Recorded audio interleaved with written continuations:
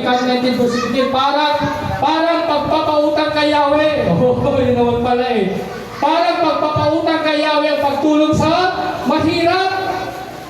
Kaya pala tayo mga kapatid, kaya hindi tayo nagpapautang literal.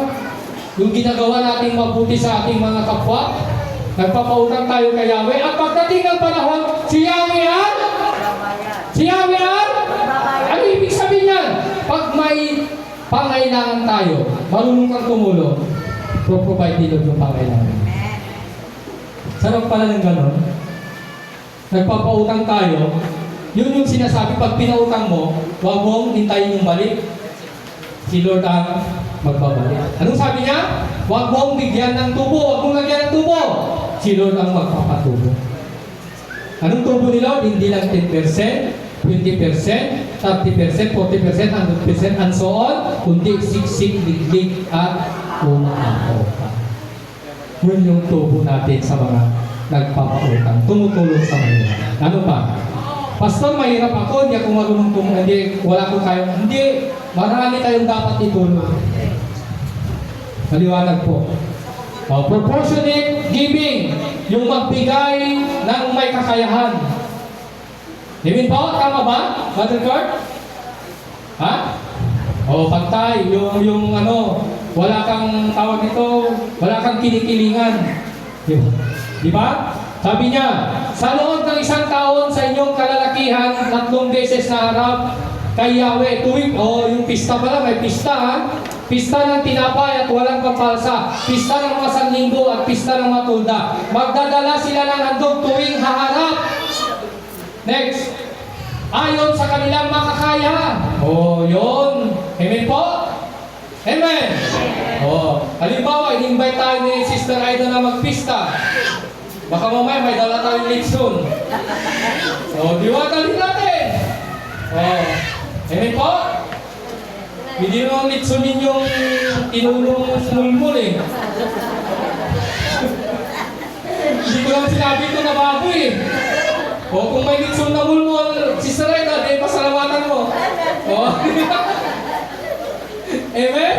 Ang katuwa, di ba? Ayun pala, ang sabi niya, ayon sa dami ng pagpapalang tinanggap ninyo mula kay Yahweh na yung doon. Yun naman pala, pag pinagpala ka, bakit hindi? Mamaya, sagutin ko na yung soft drinks. Masaya na doon. Ganun po yun. Hindi lang yung makikain ka. Kung may daging ka naman, sige. Amen po, dyan na dumat. Ay, invite. Balinan ko yung pastor. Uy, takang karunukot ko dyan mo. Kakamabisina. Amen? Sa pista, pakapalan ng mukha. Hindi, joke-joke lang yan ha, mga kapatid. Pag nag-invite sila, kung ano naman may pagkakataon, sige. Di ba? Pag mga busy-busy, hindi mo na naman problema. Basta at least nag-invite ka. Yun ang maganda po yan. Kasi doon po, pinapakita mo na welcome sa bahay mo ang mga tao. Okay. Ano pa? Next. Yan, tithing. Yung sinasabi ko kanina, tithing. Mag-tithe ka, walang problema. Pag hindi, walang din problema. Pero, yun ang natatanda ko. Kung gusto mong maging milyonaryo talaga, susubukan ka sa maliit una, paano ka susubukan sa malaki? Kung kaya mong ibigay yung malaki, tignan mo. Pagpapalain ka. Yan. Bumbu ha, bumbu. 10%. Wala tayong pupunta dyan. Pero, yun nga sabi ko, subukan ninyo. Ako. Hindi mo pala subukan, ngayon subukan mo. Tignan natin. Sige, next po tayo.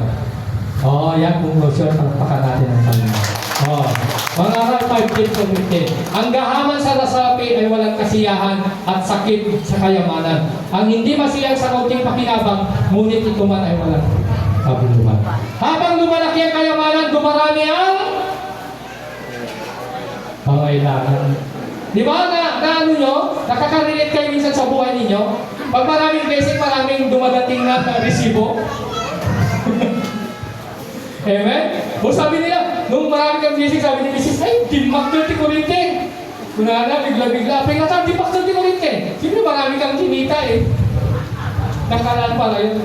Ay, maduti ka nung. Mangalan. O, di may, at may pambayad ka kasi pinubay na ni Lord doon. Kaya pala pag-araman, natututo ako. Marami pala yung blessing na binibigay ni Lord kasi may darating na araman. May darating na bagyo, mga kapatid. At may darating na paggagastusan. Amen po. Maliwanag. Oo, ganun po yun. Anong sabi niya? Kasiyahan ng mayari ang isipin na siya'y mayaman. Kasiyahan niya. Well, mahimbing ang tulog ng isang manggagawa, marami man ang kaunti ang kanyang pagkain ngunit ang mayaman. Ito ay isang makakalungkot na pangyayari sa mundo ito. Ang tao lagi po parang nabusgasan. Nabasa na natin kanina yan. Basta ka na po natin. Salamat sa Panginoon at Panginoon at God bless the Lord sa atin.